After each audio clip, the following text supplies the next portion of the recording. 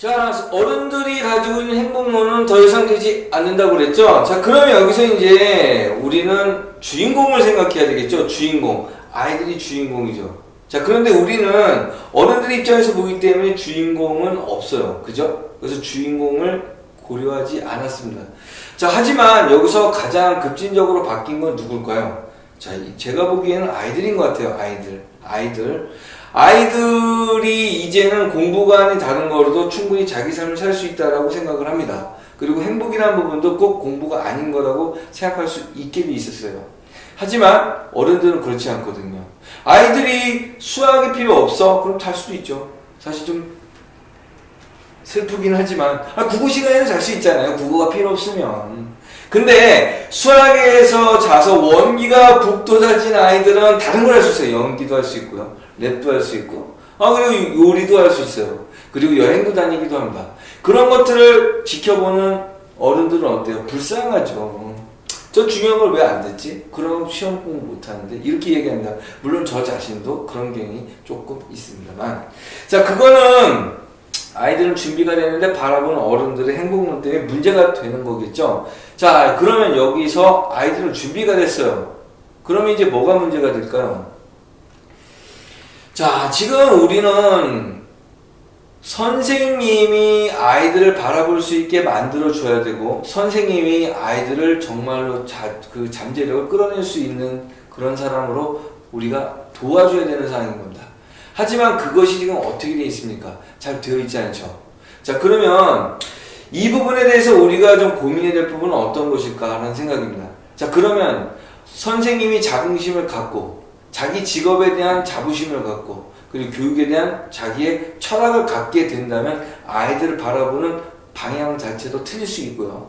그리고 학생부를 적어놓는 그러한 것도 충분히 자기 시간을 내어놓을 수 있게 될 수 있겠죠. 그렇기 때문에 선생님의 역할이 지금 굉장히 중요한 사항이라고 볼 수 있습니다.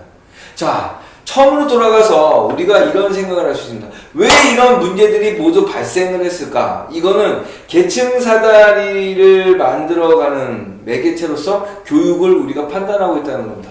그렇기 때문에 이거는 바뀔 수가 없어요.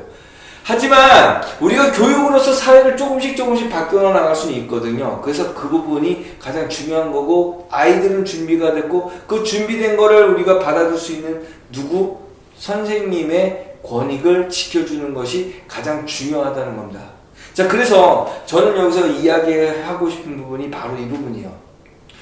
선생님의 권익을 대변할 수 있고, 선생님의 권익, 그리고 권리, 그리고 자기가 할 수 있는 일을 보장받을 수 있는 그러한 것들을 일을 해줄 수 있는 어떤 단체 혹은 제도가 필요하다는 겁니다. 자, 그래서 우리는 전교조에 대한 부분을 여기서 이야기할 수가 있게 돼야 돼요. 자, 전교조가 이념에 대한 문제로서 우리가 그것이 빨갱이야 그러기 때문에 이야기 꺼낼 수 없는 그런 것이 아니고 분명히 꺼내놔야 됩니다. 이름이 전교조가 아니어도 상관이 없어요. 노총이 상관없어요. 교총 상관없어요. 자, 여기서 가장 중요한 것은 선생님의 권익을 보장해 줄 수 있는 단체가 반드시 필요하다는 얘기죠. 선생님이 성추행을 당했는데 그걸 자기가 두 발로 다 뛰어다니면서 모든 창피 다 겪어가면서 법률에 일일이 대응을 해야 됩니다. 갑자기 뛰어든 학부모한테 구타를 당했지만 그 구타를 당한 거에 대해서 모든 법률적인 부분부터 시작해서 모든 것들을 다 선생님이 다 해야 돼요. 그럼 선생님이 지쳐가겠죠. 자, 여기서 우리가 그러한 것들을 대변해주고 그러한 권익들을 보호해줄 수 있는 단체가 반드시 나와야 됩니다. 그래서 선생님들이 자기의 권익들을 충분히 인정을 받고 그리고 그걸 요구할 수 있는 그러한 제도가 만들어져야 된다는 얘기겠죠. 자, 그 다음에 우리는 어떤 상황으로 가야 될까요? 선생님이 그렇게 준비가 됐다면, 선생님이 시간을 충분히 쓸 수 있는 자기만의 철학이 생길 수 있다면 이 일은 자연스럽게 흘러갈 수 있다는 거죠. 자, 그때 중요한 것은 어떤 걸까요? 선생님도 자질 논란에서 벗어날 수가 없다는 겁니다. 그래서 물론 거기에 대해서 우리가 바로 바꿀 수 있는 상황은 분명히 아니겠지만, 자, 선생님의 자질을 확보할 수 있는 제도도 분명히 필요합니다. 그렇기 때문에 선생님을 선발하는 제도 자체도 분명히 제고가 돼야 될 필요성이 있습니다. 하지만 지금 뭔가의 제도를 모든 걸 바꾼다, 안 좋다고 그랬죠. 그렇기 때문에 선생님과 학생이 우선 움직일 수 있는 상황이 되고, 그리고 선생님에 대한 그 권리, 그리고 그 가치관을 보장할 수 있는 제도와 그리고 단체들을 만들어 놓은 후에 그들이 움직이는 걸 보면서 그 제도를 조금씩 보완해 나올 수 있도록 우리가 도와줄 수 있는 그러한 구조로 가야 된다는 겁니다. 자, 그래서 자, 시간이 필요하겠죠. 지금 여기서 어쩌면 우리가 아무것도 안 하는 것이 도움이 될 수 있어요. 그리고 그들이 뭘 할 수 있도록 우리가 지켜봐주고 도움을 줄 수 있는 부분에 옆에서 도움을 줄 수 있는 조력자로서만 움직일 수 있는 거. 그러면 정책적인 부분은 어떻게 될까?